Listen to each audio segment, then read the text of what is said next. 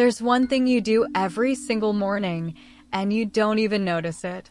You put on a mask, not out of malice, not on purpose, but because at some point, maybe long ago, maybe not that long ago, you decided it was safer this way. That if you were good, if you met expectations, if you didn't take up too much space in this world, you wouldn't be rejected. You would be accepted. You would be loved. But something went wrong. Because the more you adjusted yourself to others, the more you felt yourself disappearing. Like a reflection on water, it's there, but the moment someone walks by, it's gone.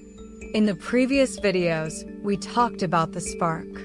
That small, living light inside you that never truly disappears, but can be quietly dimmed for years.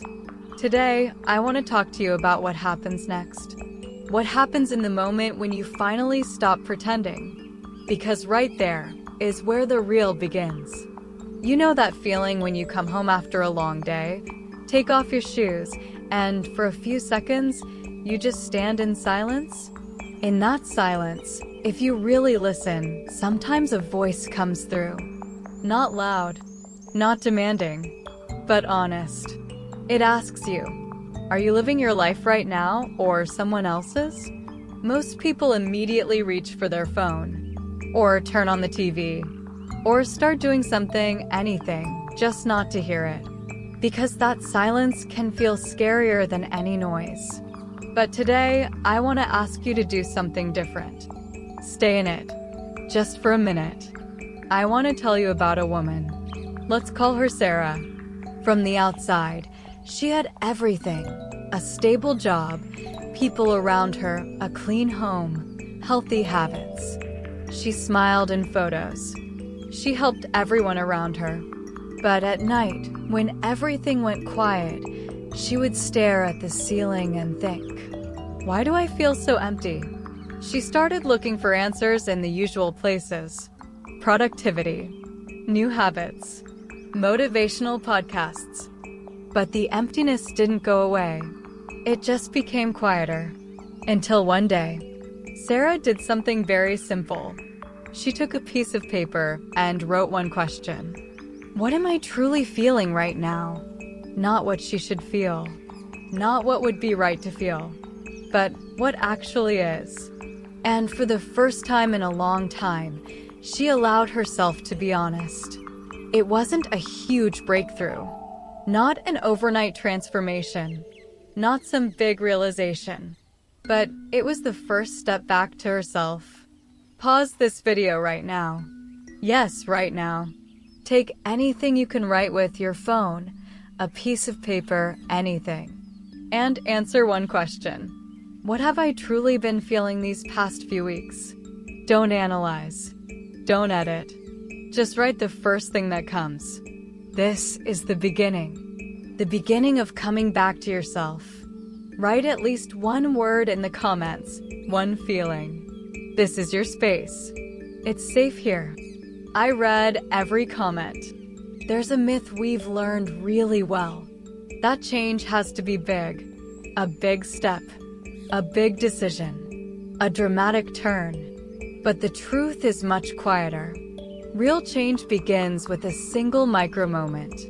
The moment you don't agree and don't apologize for it. The moment you choose peace instead of a conflict that isn't yours. The moment you allow yourself to say no without guilt. Each of these moments is a breath for your spark. Remember we talked about fire in the previous videos?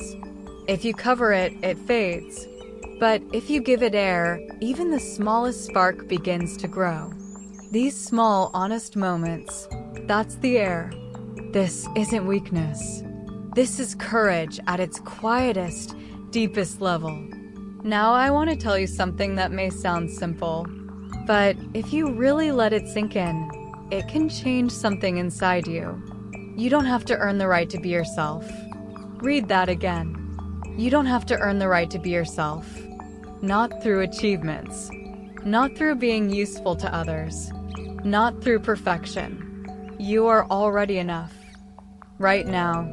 with all your doubts, your fears, and the parts of you that are still healing. Go back and listen to this moment again if you feel like these words touched something deep inside you. Let them land. There is a moment in every person's life. I call it the return moment. It's not always something dramatic. Sometimes it's simple. A morning when you wake up and decide to live the day the way your heart feels, not the way others expect. Sometimes it's a conversation with yourself in the mirror, without judgment. Sometimes it's letting go of one habit that's been pulling you down for a long time. But in each of these moments, your spark gets a little brighter. And you know what happens next? People start to notice. Not because you've become louder or more confident on the outside, but because something real begins to come through you. And what's real always attracts. Before we finish, I want to leave you with one practice for this week. It's called 3 Honest Moments. Every day, for the next 7 days, find 3 moments where you do something for yourself. Nothing big. Just pause and feel what's happening in your body. Allow yourself to eat what you want without guilt. Say no to someone without explaining. Write a few honest lines about yourself uncensored. These moments are small witnesses of your return to yourself. And with each day, there's more of you in your own life. I want to end today's conversation with words that came to me one night and haven't left me since. You didn't come into this world to slowly disappear.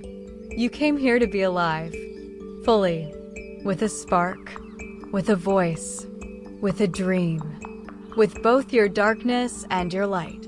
And as long as that spark is still alive inside you, you haven't reached the end of your true story. You're just returning to its beginning. If today's video resonated with you, write in the comments, "I'm coming back to myself." It's not just words, it's an intention. And intention is the first step toward change. I'll be here to talk with you again. Because this journey is just beginning, and you're not walking it alone. In the next, final video of this series, I'll show you how to reclaim your power. Subscribe to the channel, like this video, and leave a comment. This is our energy exchange.